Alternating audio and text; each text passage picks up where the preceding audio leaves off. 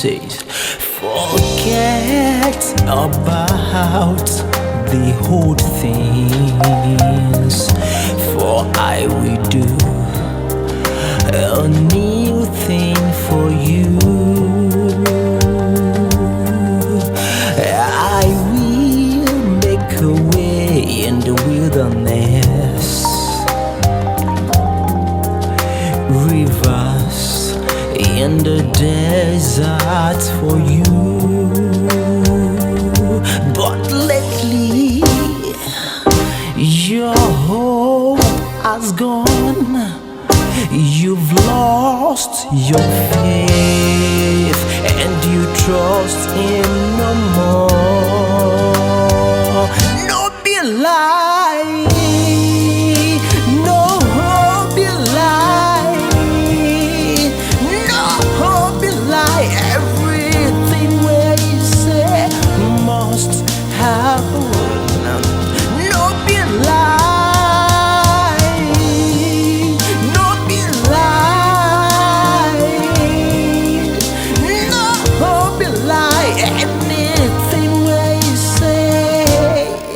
Not true.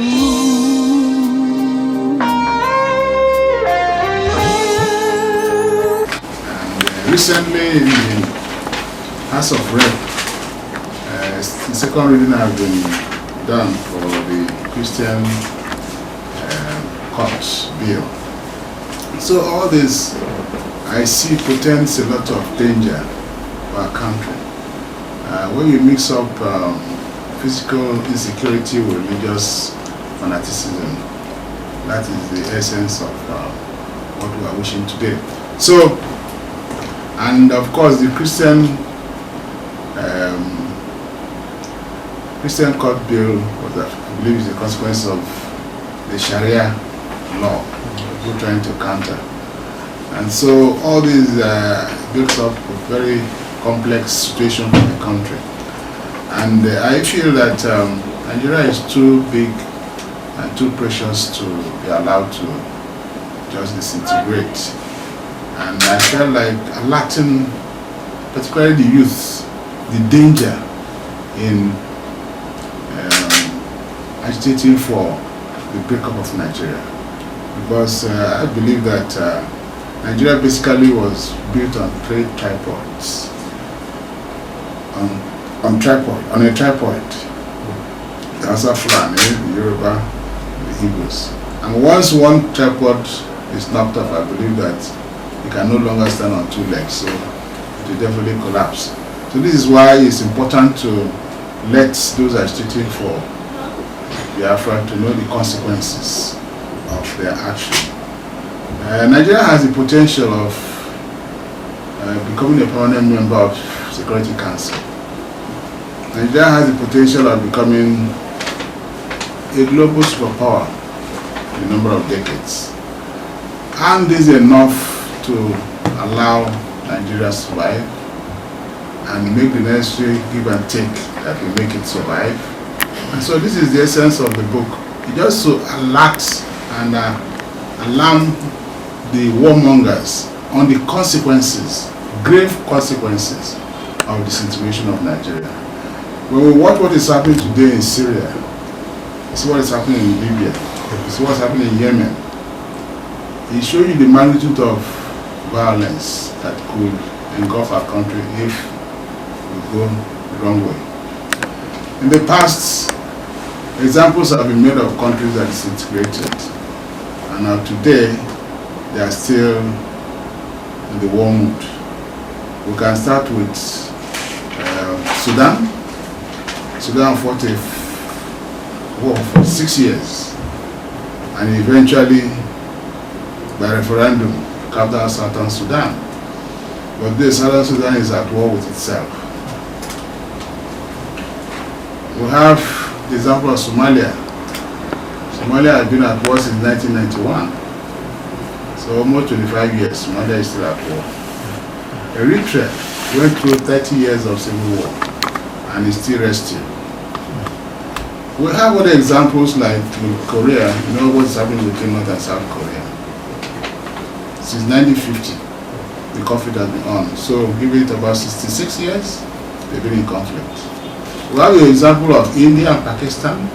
Since 1947, they've been at war in Kashmir for over 70 years. So the example is a myriad, and this is what I foresee, that if we ever, it's not just talking of Biafra, if we go into a second civil war, the war may last upwards of 50 years. And I can see most of our cities being obliterated. Because a war to last 50 years means that at least you lose about 10, 30 million souls. So let's not take that gamble. I believe in dialogue. I believe in give and take. I believe in looking up to having a peaceful legacy for our grandchildren and our great-grandchildren. We went through the Civil War for just 30 months, and the ill effect of that war is still on. It's that war that has caused the economy to crumble.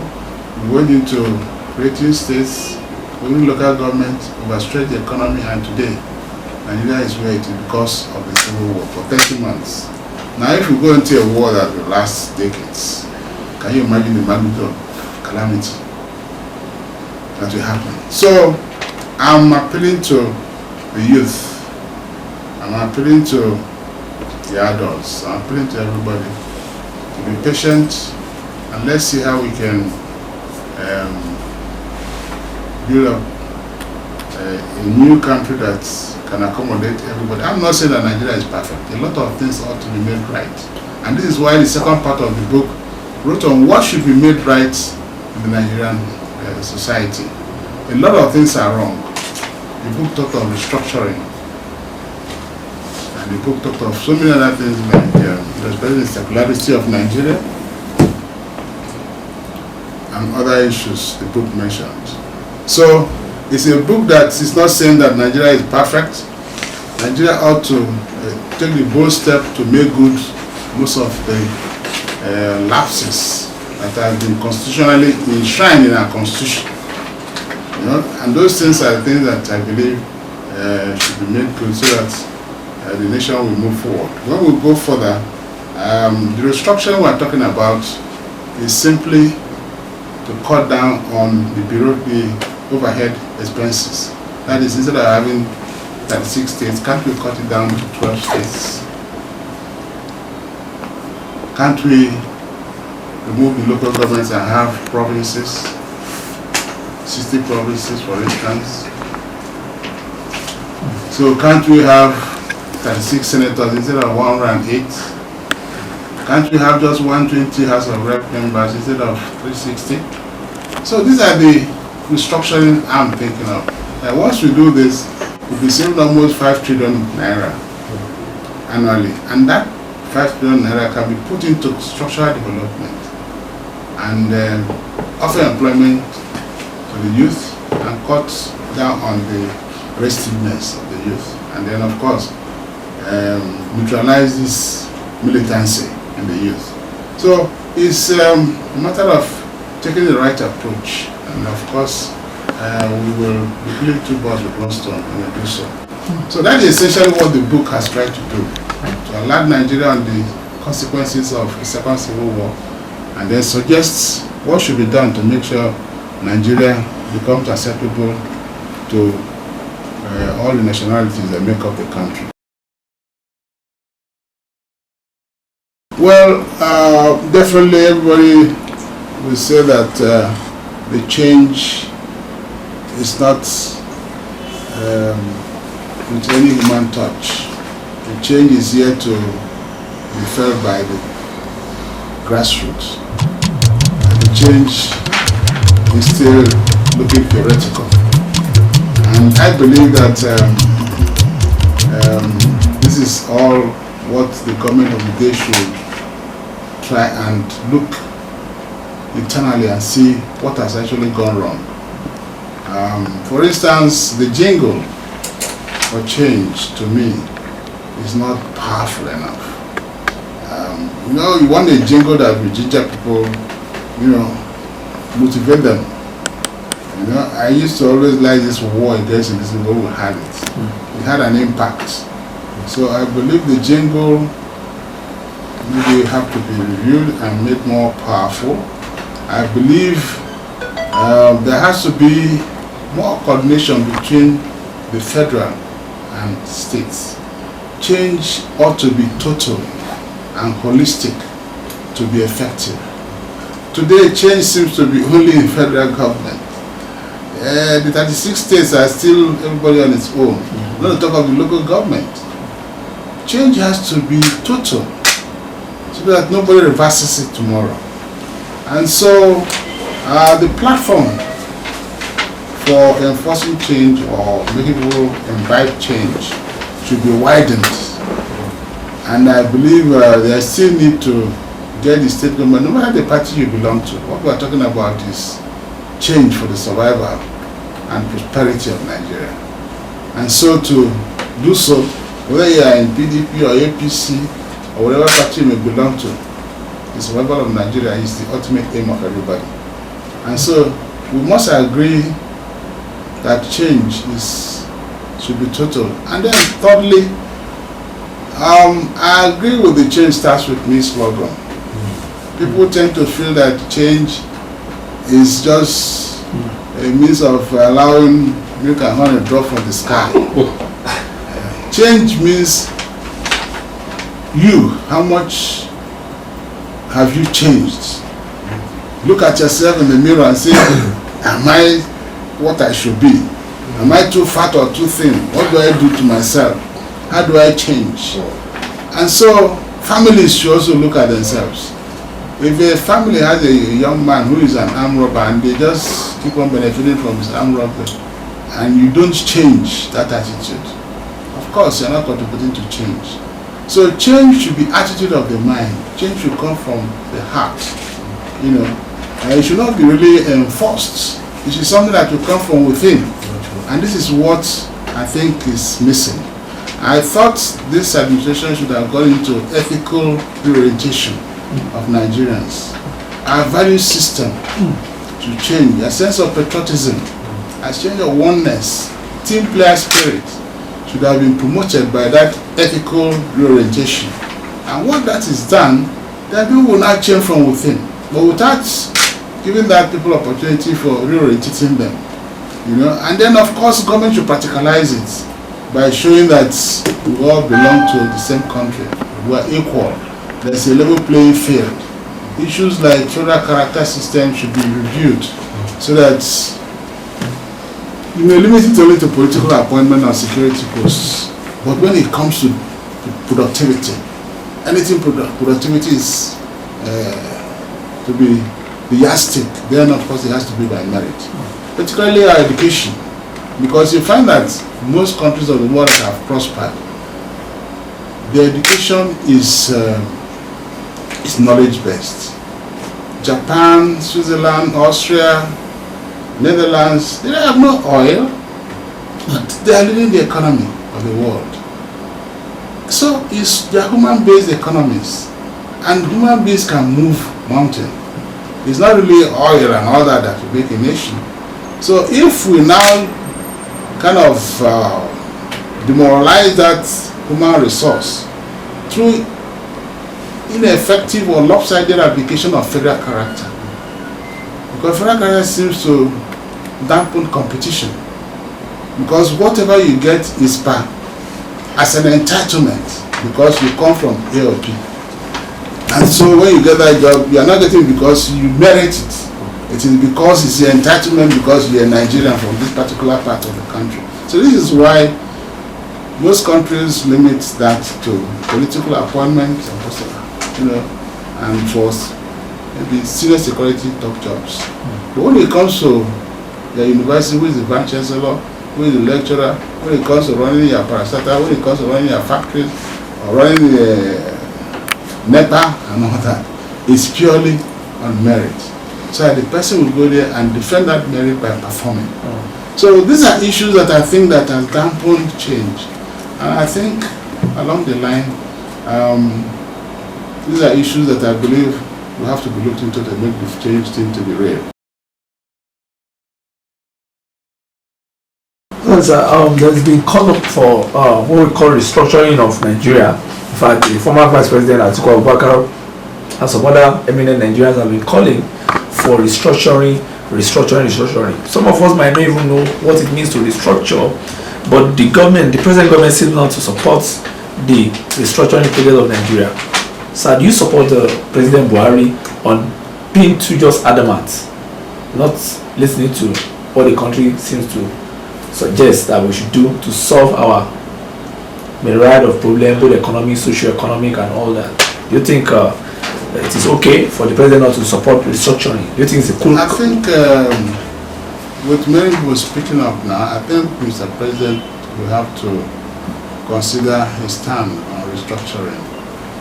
I totally am for restructuring. That's why in my book I try to highlight what I mean by restructuring. Restructuring does not mean the situation of Nigeria. It does not mean that. Restructuring essentially is to see how you can restructure the system so that you can have your breathing space. I remember what Soludo did when he was governor of Central Bank, and I feel that's a very good example of restructuring. You know, then we used to have 160 banks, and was able to restructure and collapse them into about 50 banks. If you didn't do that, I don't think the economy of Nigeria would have been standing. So this is exactly what we are talking about restructuring. We have 36 states, out of which 27 cannot pay salaries. We have 31 of them that cannot run a local government election. They are just sending their cronies to be the chairman of local government. For over so many years now, nobody has run local government election because the states can't do that. And so on and so forth. So the states are not functional. At least 3 days ago I saw Osun State also. They said they are not appointed commissioners. The governor just runs the states because he cannot afford to pay his commissioners. There is no executive council. After 2 years of being sworn in. So really, if you look at it, only Lagos State is fit to be a state because it has remained the same geographical boundary from pre-colonial times till today. It has not been mutilated like others. So it has been built up its potential, and cumulative potential has been built up. And that is why Lagos State today garners almost 30 billion naira IGR every month, and does not even bother about federal allocation per se. And that's what a state should be. So the remaining 35 states are neither here or there. They have one problem or the other. They can't pay their pension services, they can't, look after the security of the people, they can't, ordinary water they can't provide for their citizens. Health, of course, issue is, and therefore the restructuring we are talking of is how to cut down the number of states. Personally, I feel that 12 states would have been the best for Nigeria because we have 6 zones. All you have to do is just divide each zone into 2. So you have 12 states. You divide the zones into 2. But then, because I would like to see Lagos remain an entity, I don't want us to go and disturb them. And now said, okay, to me, let's have 3 states per zone. 3 states per zone, so that you have a total of 36 states. The present states, 36 states, will be the nucleus of the provinces we are going to have. You know, you have 36 states now. Yes, sir. Then they will remain, but they will be, after you cut out the state thing, then of course you have to now add some places where the demand has been for autonomy. You know, like the Dormant, I know I've been talking about past states. The Jebus have been talking of autonomy. Yeah. And that's such things now, they can become provinces, so that you can now have a total of additional 24, and add to the 36, it becomes about 60 provinces. But only the states will have states a state of assembly to legislate. The provinces will not have any of such, because these are the things that are consuming the resources in the states. You have state houses of assembly that are just there collecting money and doing nothing. What law are they passing? They are just rubber stamp of the government. So they are just source of waste of money. You know, so this is why I believe that we must restructure, and I hope Mr. President will take this very, very seriously, because he has the opportunity to be the founding father of modern Nigeria, which will be based on this restructured Nigeria.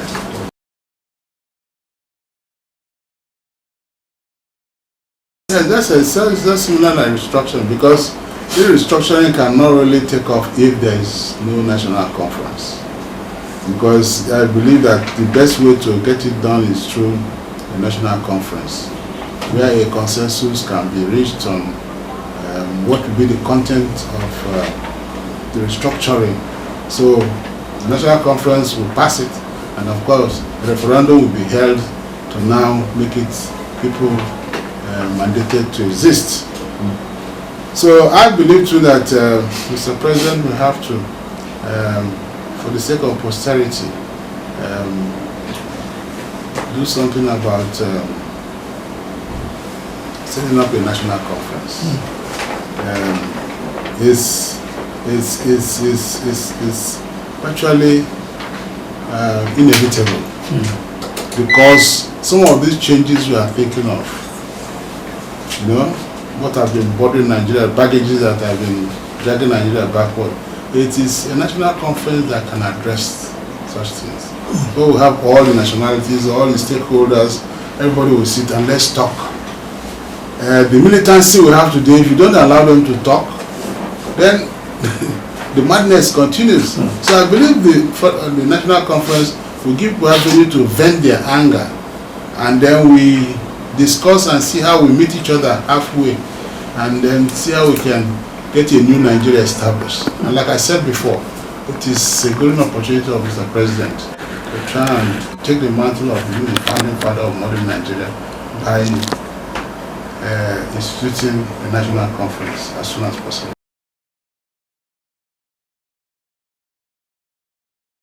It's a very, very serious issue. I've always felt very disturbed that the 12 northernmost states in Nigeria passed the Sharia law and are practicing Sharia law in their states. I don't know how it's been managed with the Christian community there, but our constitution enshrines that no state has the right to have a state religion. Constitution makes that very specific, that both federal and states are not allowed to have state or federal religion. And so, but when it happened, in terms of Obasanjo, I think he compromised and allowed it. And today, some Christians are now fighting for a Christian court of appeal. And so, it means that we are heading for a theocracy, government by religion. I know religion is the opium of the people. Once it comes in, people will fight to eternity to defend it. So we hope that we don't get into religious war. And this is why we must diffuse the effect of religion in our country. We must make religion a personal affair between the citizen and their creator, and not something the government must dabble into.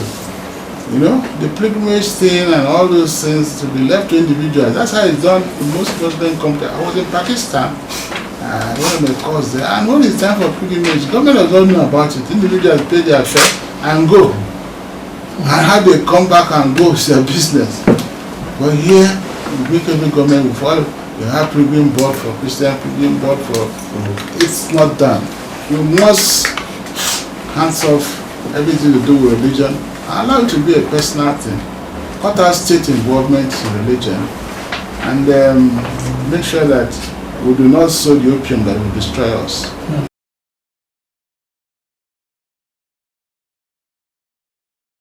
The issue, what he's saying there is that he will not be president of a disintegrated Nigeria. He will not stand by, you know,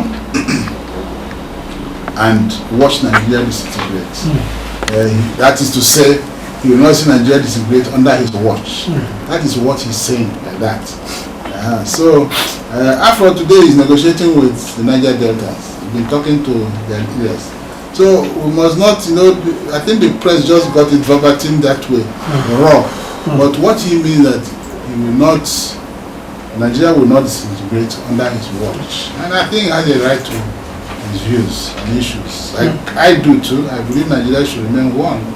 And Nigeria should not disintegrate. We should negotiate every other thing, but let's remain together because I don't want to face 60 years of war. Not me, it's for you guys. For you guys and my grandchildren. I don't want to mortgage their future for one stupid war. When you look at what is happening today, war-torn countries, you know, you don't want Nigeria to be part of it. So Nigeria should try and remain one. Let's solve our problem entirely. Let me ask you this. Let's lead the black world because we have the potentials to lead the black world.